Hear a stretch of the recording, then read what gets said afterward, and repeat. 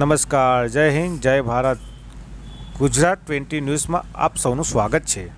દાહોદ અનાજ મહાજન સાર્વજનિક education society સંચાલિત એમવાય હાઈસ્કૂલનું વિજ્ઞાન પ્રવાહનું 63%, સામાન્ય પ્રવાહનું 94% પરીક્ષા પરિણામ આવેલ છે, જેમાં વિજ્ઞાન પ્રવાહમાં સોલંકી શુભમવી 85%, સાઠંબાવાલા હુસેન કે 83%, પંચાલ ભક્તિ એમ 81%, ગલિયાવાલા જીત જે 81%, પરમાર ચિક્કાર એસ 81% અને ધોરણ 12 નું સામાન્ય પ્રવાહનું મંસૂરી અરફાન એ 94%, પસાયા અર્ચના પી 90%, સોઠા સંજય એ 89%, મેડા ચિરાગ બી 88%, નાયક જુહી જે 88%, મંગલમહુડી અબ્દી અલી એસ 88%, એમ સામાન્ય અને વિજ્ઞાન પ્રવાહના વિદ્યાર્થીઓએ સારા પરિણામ લાવીને સંસ્થા, શિક્ષક, પ્રિન્સિપલ, માતા પિતા તથા સમાજનું અને પોતાનું નામ રોશન કરેલ છે. આમ સંસ્થાએ ગયા વર્ષ કરતા વિજ્ઞાન પ્રવાહમાં નમસ્કાર. એમવાય સ્કૂલનું માર્ચ 2024નું વિજ્ઞાન પ્રવાહનું પરિણામ અમારા ગત વર્ષની સરખામણીએ લગભગ 30% જેવું વધ્યું છે.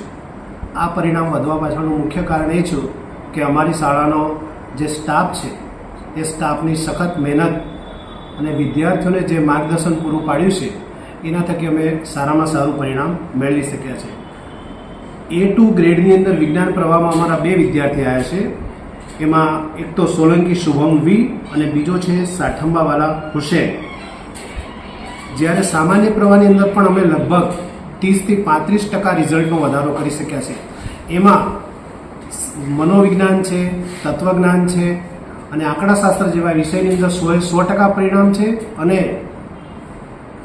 એ વિષયોની અંદર માર્ક્સ 100 માંથી 100 પણ મેળવ્યા છે. એના અંદર પણ A1 ગ્રેડની અંદર 2 વિદ્યાર્થી આવ્યા છે, મંસૂરી અરકાન એચ અને પસાયા અર્ચના પી.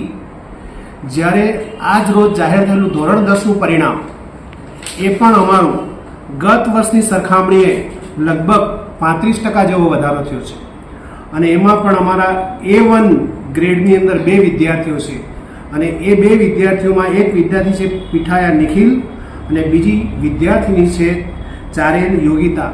આ તમામ વિદ્યાર્થીઓ જે ક્રમાંક શ્રેષ્ઠ મેળવ્યો છે એમાં અમારા શાળા પરિવારનો ખૂબ જ ફાળો છે અને વિદ્યાર્થીઓ જે છે એમને જે પ્રમાણે અમે માર્ગદર્શન આપ્યું એને ફોલો કર્યું અને એ લોકો પરિણામ મેળવી શક્યા છે. શાળા પરિવાર વતી એમની કારકિર્દી શ્રેષ્ઠ બને અને વધુ ઉત્તરોત્તર પ્રગતિ કરે એવી શાળા પરિવાર વતી એક આચાર્ય તરીકે હું શુભકામના પાઠવું છું. એમવાય હાઈસ્કૂલ દાહોદ સામાન્ય પ્રવાહ તથા વિજ્ઞાન પ્રવાહમાં સફળતાપૂર્વક પરિણામ લાવ્યા એ બદલ એના ખાસ કારણો જણાવું તો આગલા વર્ષમાં સૌથી ઓછું રિઝલ્ટ દાહોદ જિલ્લાનું હતું અને એની ચેલેન્જ ડીઓ સાહેબ તરફથી તથા મંડળ તરફ દ્વારા આપવામાં આવી હતી. એ ચેલેન્જનો અમે સ્વીકાર કરી અને આખા વર્ષ દરમિયાન આયોજનપૂર્વક કામ કર્યું. સ્કૂલમાં વિદ્યાર્થીઓને રેગ્યુલર લાવવાનો પ્રયત્ન કર્યો. ડિસિપ્લિન તથા શિક્ષકોનો માર્ગદર્શન, વારંવાર ટેસ્ટ અને વાંચવા માટે પૂરતો સમયની વ્યવસ્થા કરી.